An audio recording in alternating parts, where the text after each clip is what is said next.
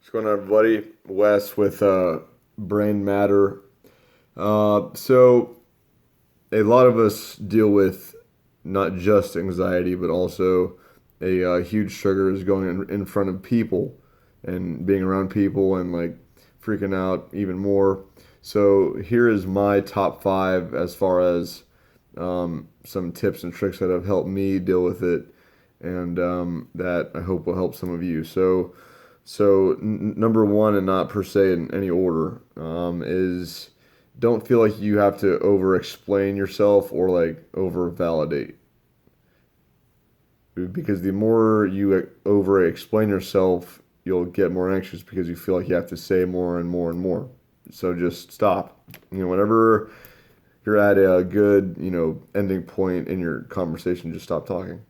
Uh, Number two is if there's a day or night when like you're just really just anxious about everything and you really don't want to scheme up the courage to go out, just stay home. Yes, there is going to be a time or two where you're going to have to be kind of uncomfortable and talk to people, but but if there's a day where you're in control of that and you just don't want to go out, just stay home. It's that simple. Stay in your little safe space.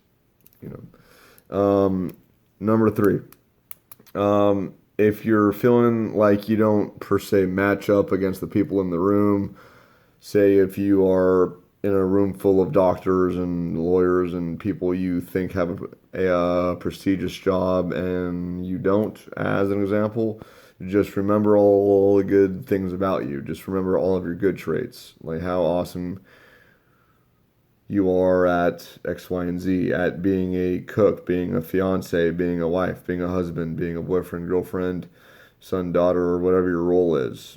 Just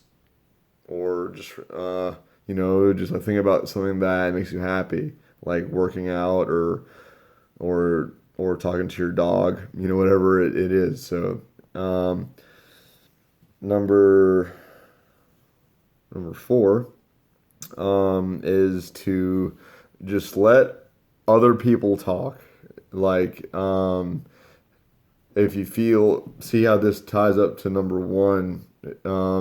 If you feel like you're talking too much and like you don't feel like talking, just let let all of the other people talk. It's like being quiet is okay. It's not weird. Just pause whatever topic you're on. Finish it first, but just after that, don't force anything.